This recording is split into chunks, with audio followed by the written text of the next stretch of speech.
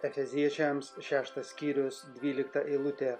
Nes mes grūmėmės ne su kūnu ir krauju, bet su kunigaikštystėmis, valdžiomis, šio amžiaus tamsybių valdovais ir dvasinėmis blogio jėgomis danguje.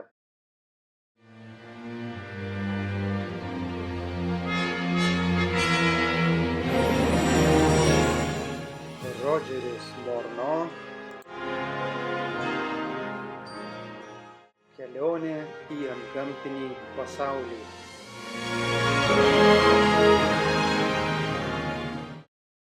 Šią knygą skiriu jaunai panelei, kuri daugiau nei prieš 30 mečius atidavė man savo ranką ir širdį. Ji panoro dalytis gyvenimą su manimi, nors tai reiškė, kad teks vaikščioti mirties šešėlyje. Mylimai žmonai Hildai. Padėkos žodis. Noriu nuoširdžiai padėkoti poniai June Strong, kuri būdama profesionali rašytoja teisingai nukreipė mano plunksną ir be jos pagalbos nebūčiau užrašęs to, ką žinau ir patyriau, dvasinėme pasaulyje vykstančias kovas. Padėkos žodį noriu ištarti ir pastoriui Williamui Lawsonui, kuris dar prieš užrašant pirmąjį sakinį įtikino mane, kad privalau aprašyti savo patyrimus kitų žmonių labui.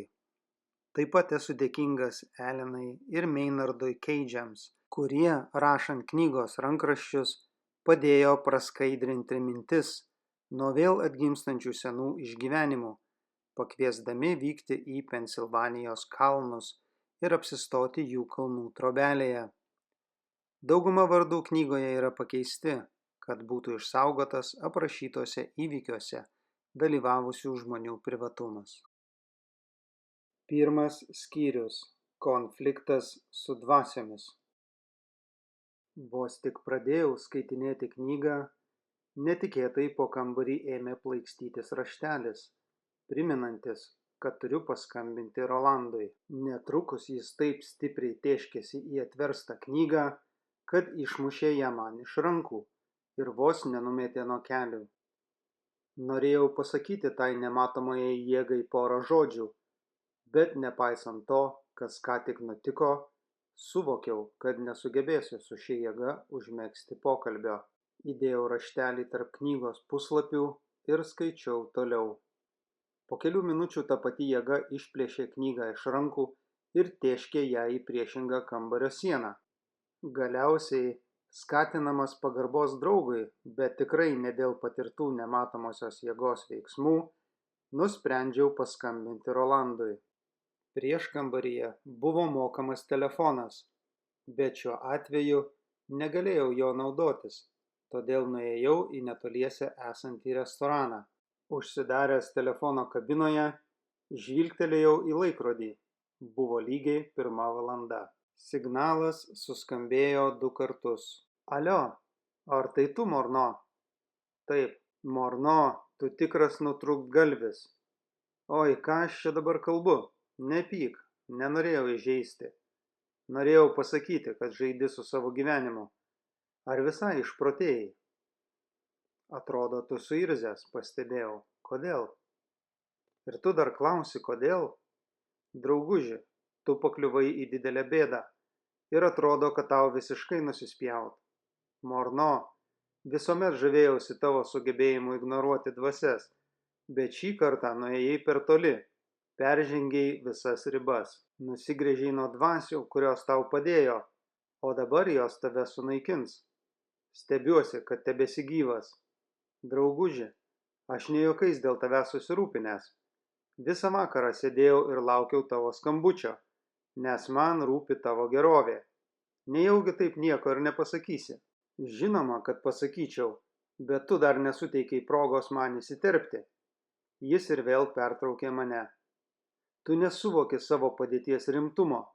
Pasak satanistų dvasininko, trečiadienio vakarą tu labai užrūstinai dvasias, o dabar jau per vėlu ką nors pakeisti. Rolandai, įsiterpiau.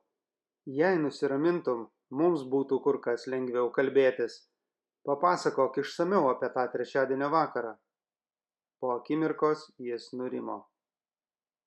Praeitą trečiadienį Vos įžengiau į mūsų šventovę, buvau skubiai nusiųstas į vyresniojo dvasininko kabinetą. Jis pasiteiravo, ar mačiau tave pastarąją savaitę. Jo veido išraiška bylojo, kad atsitiko kažkas baisaus. Paklausiau, ar tu nežuvai, ar netapai kokio nelaimingo atsitikimo auka? Jis atsakė, kad patekai į dar blogesnę situaciją. Antradienį, šventą vidurnakčio valandą, jam apsireiškė jį globojanti dvasia ir pranešė, kad tu tyrinėjai Bibliją su adventistais, žmonėmis, kurių valdovas labiausiai nekenčia. Dvasininkas paprašė susisiekti su tavimi ir paaiškinti, koks pavojus tavęs tyko, bet man nepavyko tavęs surasti. Viskas gerai, patikinau jį, man negresia joks pavojus. Tik tau taip atrodo. Jis ir vėl ėmė kalbėti pakeltu tonu. Šį vakarą 6:30 vyresnysis dvasininkas pasikvietė mane, norėdamas pranešti, kad anot dvasių tu buvai maldos namuose su tais adventistais. Šis tavo poelgis įsiutino valdovą. Taip, aš tyrinėju Bibliją ir buvau adventistų, švenčiančių sabatą maldos namuose. Ir man visiškai nerūpi, kaip dėl tokio mano poelgio jaučiasi puolęs angelas. Jei nori plačiau sužinoti, ką veikiau praeitą savaitę, gal užeisi pas mane iš ryto? Eidamas namo, meldžiausi ir grįžęs nuėjau miegoti. Po 20 minučių užsidegė šviesos. Išjungiau. Po akimirkos jos vėl užsidegė. Tada nusprendžiau miegoti šviesoje. Po poros minučių ėmė judėti visi daiktai. Vienas paveikslas nuskriejo per kambarį ir pakibo ant kitos sienos, o stalinė lempa tiesiog kybojo ore. Pastebėjęs dvasių šėlsmą, supratau, kad jas sustabdyti gali tik mano malda. Dvasios negalėjo kalbėti su manimi, nors atrodė labai norėjo. Trukus Jėzaus Kristaus vardu liepiau joms išeiti. Lempa ir paveikslas nukrito ant grindų. Surinkau sudužusios lempos šukes, o paveikslo stiklo liekanas nusprendžiau sutvarkyti rytoj. Padėkojau Jėzui už jo nuoširdų rūpestį manimi ir grįžau į lovą. Mintis, kad galingos tamsos dvasios išėjo paminėjus jo vardą, maloniai ramino mane. Šis susidūrimas tik patvirtino mano įsitikinimą, kad, kaip jau sakiau savo draugui, padėtis yra kontroliuojama. Maždaug po valandos dvasios sugrįžo. Dar kartą pasinaudojęs Jėzaus vardu, priverčiau jas išeiti. Nedvejodamas jos pasitraukė, o aš bandžiau užmigti. Dideliai mano nuostabai, apie 4 valandą ryto tas neįprastas, erzinantis reiškinys vėl pasikartojo. Sėdėdamas lovoje stengiausi suvokti, kodėl Viešpats leido joms sugrįžti.